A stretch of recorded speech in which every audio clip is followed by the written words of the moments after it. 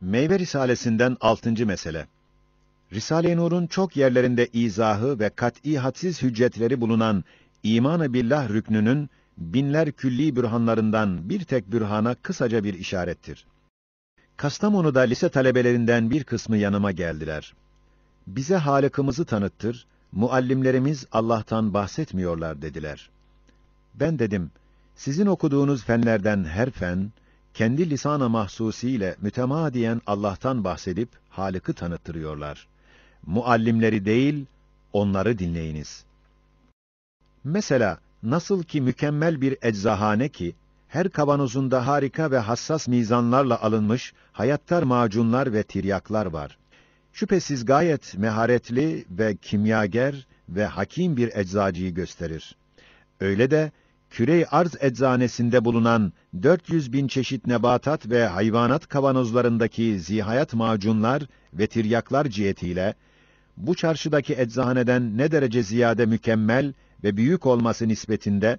okuduğunuz fen-i tıp mikyası ile Küre-i Arz eczane-i kübrasının eczacısı olan Hakim-i Zülcelali, hatta kör gözlere de gösterir, tanıttırır. Hem mesela, nasıl bir harika fabrika ki, binler çeşit çeşit kumaşları basit bir maddeden dokuyor, şeksiz bir fabrikatörü ve meharetli bir makinisti tanıttırır. Öyle de, Küre-i Arz denilen yüzbinler başlı, her başında yüzbinler mükemmel fabrika bulunan bu seyyar makine-i Rabbaniye, ne derece bu insan fabrikasından büyükse, mükemmelse, o derecede okuduğunuz fenni makine mikyası ile Küre-i Arz'ın ustasını ve sahibini bildirir ve tanıttırır. Hem mesela nasıl ki gayet mükemmel binbir çeşit erzak etrafından celbedip içinde muntazaman istif ve ihzar edilmiş depo ve iaşe ambarı ve dükkan, şeksiz bir fevkalade iaşe ve erzak malikini ve sahibini ve memurunu bildirir. Öyle de bir senede 24.000 senelik bir dairede muntazaman seyahat eden ve yüzbinler ve ayrı ayrı erzak isteyen taifeleri içine alan ve seyahatiyle mevsimlere uğrayıp baharı bir büyük vagon gibi binler ayrı ayrı taamlarla doldurarak kışta erzakı tükenen biçare zihayatlara getiren ve Küre-i Arz denilen bu rahmani iaşe ambarı ve bir sefine-i sübhaniye ve binbir çeşit cihazatı ve malları ve konserve paketleri taşıyan bu depo ve dükkan-ı Rabbani ne derece o fabrikadan büyük ve mükemmel ise, okuduğunuz ve okuyacağınız fenni iaşe mikyası ile o kat'iyette ve o derecede Küre-i Arz deposunun sahibini, mutasarrıfını, müdebbirini bildirir, tanıttırır, sevdirir.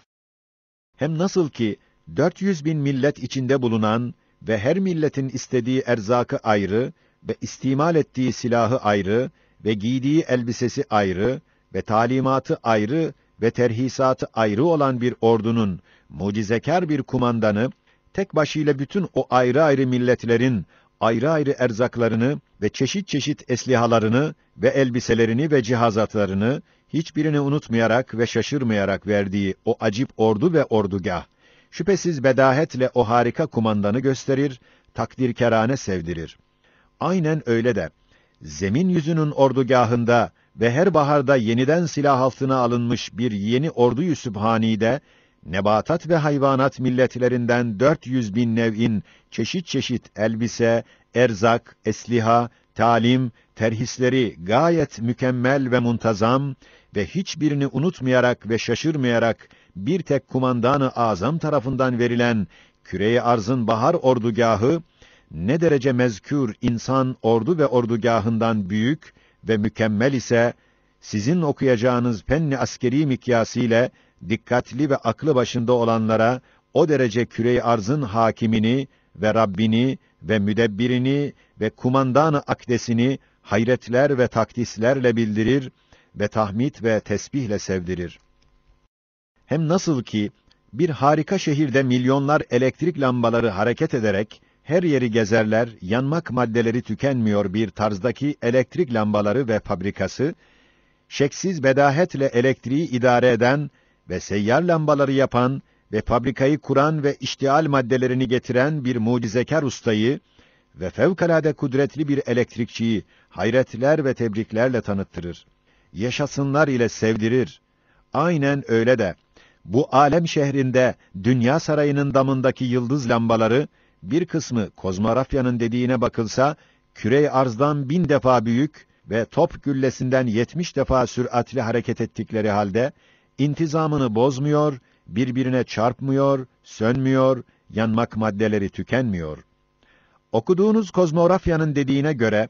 küre-i arzdan 1 milyon defadan ziyade büyük ve 1 milyon seneden ziyade yaşayan ve bir misafirhane-i rahmaniyede bir lamba ve soba olan güneşimizin yanmasının devamı için, her gün küre-i arzın denizleri kadar gaz yağı ve dağları kadar kömür veya 1000 arz kadar odun yığınları lazımdır ki sönmesin ve onu ve onun ulvi ulvi yıldızları gaz yağsız, odunsuz, kömürsüz yandıran ve söndürmeyen ve beraber çabuk gezdiren ve birbirine çarptırmayan bir nihayetsiz kudreti ve saltanatı, ışık parmaklarıyla gösteren bu kainat şehri muhteşemindeki dünya sarayının elektrik lambaları ve idareleri ne derece o misalden daha büyük, daha mükemmeldir. O derecede sizin okuduğunuz veya okuyacağınız fenni elektrik mikyası ile bu meşheri azam-ı kainatın sultanını, münevvirini, müdebbirini, saniini, o nurani yıldızları şahit göstererek tanıttırır, tesbihatla, takdisatla sevdirir, perestiş ettirir.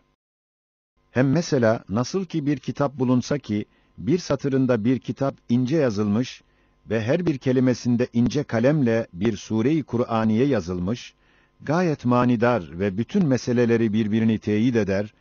ve katibini ve müellifini fevkalade meharetli ve iktidarlı gösteren bir acip mecmua, şeksiz gündüz gibi katip ve musannifini kemalatıyla, hünerleriyle bildirir, tanıttırır. Maşallah, barakallah cümleleriyle takdir ettirir. Aynen öyle de, bu kainat kitabı kebiri ki, bir tek sayfası olan zemin yüzünde ve bir tek forması olan baharda, 300.000 ayrı ayrı kitaplar hükmündeki 300.000 nebati ve hayvani taifeleri beraber, birbiri içinde yanlışsız, hatasız karıştırmayarak, şaşırmayarak, mükemmel, muntazam ve bazen ağaç gibi bir kelimede bir kasideyi ve çekirdek gibi bir noktada bir kitabın tamam fihristesini yazan bir kalem işlediğini, gözümüzle gördüğümüz bu nihayetsiz manidar ve her kelimesinde çok hikmetler bulunan şu mecmua-i kainat ve bu mücessem Kur'an-ı Ekber-i alem, mezkür misaldeki kitaptan ne derece büyük ve mükemmel ve manidar ise, o derecede sizin okuduğunuz fenni hikmetül eşya ve mektepte bil fiil mübaşeret ettiğiniz fenni kıraat ve fenni kitabet, geniş mikyaslarıyla ve dürbin gözleriyle bu kitabı kainatın nakkaşını, katibini hadsiz kemalatıyla tanıttırır. Allahu Ekber cümlesiyle bildirir, Sübhanallah takdisiyle tarif eder, Elhamdülillah senalarıyla sevdirir.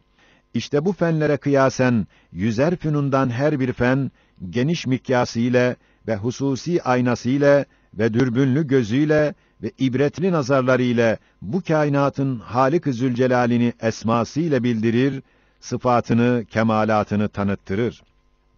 İşte bu muhteşem ve parlak bir bürhan-ı vahdaniyet olan mezkür hücceti ders vermek içindir ki, Kur'an-ı Mucizül Beyan çok tekrar ile en ziyade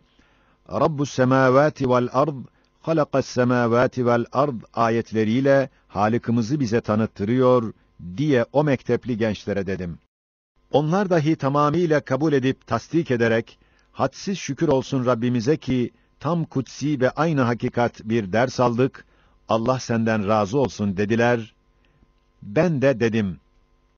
İnsan binler çeşit elemler ile müteellim ve binler nevi lezzetler ile mütelezziz olacak bir zihayat makine ve gayet derece acziyle beraber hadsiz maddi manevi düşmanları ve nihayetsiz fakriyle beraber hadsiz zahiri ve batini ihtiyaçları bulunan ve mütemadiyen zeval ve firak tokatlarını yiyen bir biçare mahluk iken, birden iman ve ubudiyetle böyle bir Padişah-ı Zülcelal'e intisap edip, bütün düşmanlarına karşı bir noktayı istinat ve bütün hacatına medar bir noktayı istimdat bularak, herkes mensup olduğu efendisinin şerefiyle, makamıyla iftar ettiği gibi, o da böyle nihayetsiz kadir ve rahim bir padişaha iman ile intisap etse ve ubudiyetle hizmetine girse ve ecelin idam ilanını kendi hakkında terhis tezkeresine çevirse, ne kadar memnun ve minnettar ve ne kadar müteşekkirane iftihar edebilir, kıyas ediniz. O mektepli gençlere dediğim gibi, musibetzede mahpuslara da tekrar ile derim. Onu tanıyan ve itaat eden, zindanda dahi olsa bahtiyardır.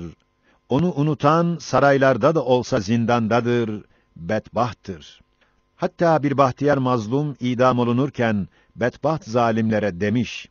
ben idam olmuyorum, belki terhis ile saadete gidiyorum. Fakat ben de sizi idam-ı ebediyle mahkum gördüğümden, sizden tam intikamımı alıyorum. La ilahe illallah diyerek sürur ile teslimi ruh eder. Subhaneke la ilme lena illa ma allamtena inneke entel alimul hakim. Hüve nüktesi. Bismihi subhane ve in min şey'in illa yusebbihu bihamdih. Esselamu aleyküm ve rahmetullahi ve berekatuhu ebeden daima. Çok aziz ve sıddık kardeşlerim. Kardeşlerim, la ilahe illahu ve kul huvallah'daki huve lafzında, yalnız maddi cihette bir seyahat-ı hayaliye-i fikriyede, hava sayfasının mütalası ile ani bir surette görünen bir zarif nükte-i tevhidde, meslek-i imaniyenin hadsiz derece kolay ve vücub derecesinde suhuletli bulunmasını ve şirk ve dalaletin mesleğinde hadsiz derecede müşkilatlı, mümteni binler muhal bulunduğunu müşahede ettim. Gayet kısa bir işaretle o geniş ve uzun nükteyi beyan edeceğim. Evet, nasıl ki bir avuç toprak, yüzer çiçeklere nöbetle saksılık eden kabında, eğer tabiata, esbaba havale edilse lazım gelir ki, ya o kapta küçük mikyasta yüzer, belki çiçekler adedince manevi makineler, fabrikalar bulunsun veyahut o parçacık topraktaki her bir zerre, bütün o ayrı ayrı çiçekleri, muhtelif hasiyetleriyle ve hayattar cihazatıyla yapmalarını bilsin. Adeta bir ilah gibi hadsiz ilmi ve nihayetsiz iktidarı bulunsun. Aynen öyle de, emr ve iradenin bir arşı olan havanın, rüzgarın her bir parçası ve bir nefes ve tırnak kadar olan huve lafzındaki havada, küçücük mikyasta, bütün dünyada mevcut telefonların, telgrafların, radyoların ve hadsiz ve muhtelif konuşmaların merkezleri, santralları, ahize ve nakileleri bulunsun ve o hadsiz işleri beraber ve bir anda yapabilsin veyahut o huvedeki havanın belki unsuru havanın her bir parçasının her bir zerresi, bütün telefoncular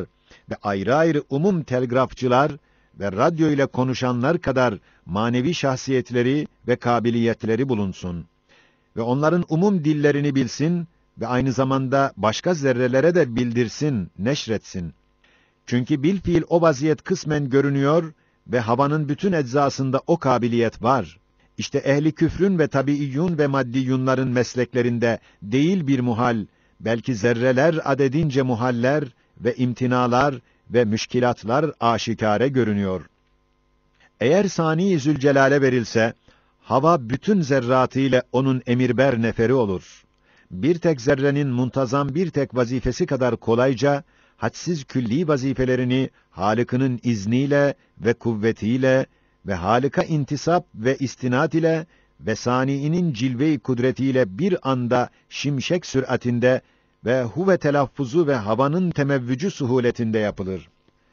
Yani kalemi kudretin hadsiz ve harika ve muntazam yazılarına bir sayfa olur ve zerreleri o kalemin uçları ve zerrelerin vazifeleri dahi kalemi kaderin noktaları bulunur. Bir tek zerrenin hareketi derecesinde kolay çalışır. İşte ben la ilahe illahu ve kul huvallah'daki hareketi fikriye ile seyahatimde hava alemini temaşa ve o unsurun sayfasını mütalaa ederken bu mücmel hakikati tam vazıh ve mufassal aynel yakin müşahede ettim ve huvenin lafzında, havasında böyle parlak bir bürhan ve bir lem'ay vahidiyet bulunduğu gibi, manasında ve işaretinde gayet nurani bir cilve-i ehadiyet ve çok kuvvetli bir hücceti tevhid ve huve zamirinin mutlak ve müphem işareti hangi zata bakıyor işaretine bir karine-i taayyün o hüccette bulunması içindir ki hem Kur'an-ı Mucizül Beyan hem ehli zikir makamı tevhidde bu kutsi kelimeyi çok tekrar ederler diye ilmel yakin ile bildim. Evet, mesela bir nokta beyaz kağıtta 2-3 nokta konulsa karıştığı ve bir adam muhtelif çok vazifeleri beraber yapmasıyla şaşıracağı ve bir küçük zihayata çok yükler yüklenmesiyle altında ezildiği ve bir lisan ve bir kulak aynı anda müteaddit kelimelerin beraber çıkması ve girmesi intizamını bozup karışacağı halde aynel yakîn gördüm ki Huve'nin anahtarı ile ve pusulası ile fikren seyahat ettiğim hava unsurunda her bir parçası, hatta her bir zerresi içine muhtelif binler noktalar, harfler, kelimeler konulduğu veya konulabileceği halde, karışmadığını ve intizamını bozmadığını, hem ayrı ayrı pek çok vazifeler yaptığı halde, hiç şaşırmadan yapıldığını ve o parçaya ve zerreye pek çok ağır yükler yüklendiği halde, hiç zaaf göstermeyerek, geri kalmayarak intizam ile taşıdığını, hem binler ayrı ayrı kelime, ayrı ayrı tarzda, manada o küçücük kulak ve lisanlara kemali intizamla gelip çıkıp, hiç karışmayarak, bozulmayarak, o küçücük kulaklara girip, o gayet incecik lisanlardan çıktığı ve o her zerre ve her parçacık, bu acib vazifeleri görmekle beraber, kemali serbestiyet ile cezbedarane hal diliyle ve mezkûr hakikatin şehadeti ve lisanıyla, La ilahe illahu ve kul huvallahu ahad deyip gezer ve fırtınaların ve şimşek ve berk ve gök gürültüsü gibi havayı çarpıştırıcı dalgalar içerisinde intizamını ve vazifelerini hiç bozmuyor ve şaşırmıyor ve bir iş diğer bir işe mani olmuyor. Ben aynel yakin müşahede ettim. Demek ya her bir zerre ve her bir parça havada nihayetsiz bir hikmet ve nihayetsiz bir ilmi, iradesi ve nihayetsiz bir kuvveti, kudreti ve bütün zerrata hakimi mutlak bir hassaları bulunmak lazımdır ki, bu işlere medar olabilsin, bu ise zerreler adedince muhal ve batıldır. Hiçbir şeytan dahi bunu hatıra getiremez. Öyleyse bu sayfi havanın hakkal yakin, aynel yakin, ilmel yakin derecesinde bedahetle Zat-ı Zülcelal'in hadsiz gayri mütenahi ilmi ve hikmetle çalıştırdığı kalemi kudret ve kaderin mütebeddil sayfası ve bir levh-i mahfuzun alemi tegayyürde ve mütebeddil şuunatında bir levh-i mahv ispat namında yazar bozar tahtası hükmündedir. İşte hava unsurunun yalnız nakli asvat vazifesinde mezkür cilve-i vahdaniyeti ve mezkür acayibi gösterdiği ve dalaletin hadsiz muhaliyetini izhar ettiği gibi, unsur-u havayinin sair ehemmiyetli vazifelerinden biri de elektrik, cazibe, dafia, ziya gibi sair letaifin naklinde şaşırmadan muntazaman, asvat naklindeki vazifeyi gördüğü aynı zamanda, bu vazifeleri dahi gördüğü aynı zamanında, bütün nebatat ve hayvanata teneffüs ve telkih gibi hayata lüzumu bulunan levazımatı, kemali intizam ile yetiştiriyor. Emir ve irade-i ilahiyenin bir arşı olduğunu kat'î bir surette ispat ediyor ve serseri tesadüf ve kör kuvvet ve sağır tabiat ve karışık hedefsiz esbab ve aciz, camit, cahil maddeler bu sayfi havaiyenin kitabetine ve vazifelerine karışması hiçbir cihetle ihtimal ve imkanı bulunmadığını aynel yakin derecesinde ispat ettiğini kat'î kanaat getirdim ve her bir zerre ve her bir parça lisanı hal ile La ilahe illahu ve kul huvallahu ahad dediklerini bildim ve bu huve anahtarıyla havanın maddi cihetindeki bu acayibi gördüğüm gibi, hava unsuru da bir huve olarak alemi misal ve alemi manaya bir anahtar oldu. Mutebakisi şimdilik yazdırılmadı, umuma binler selam.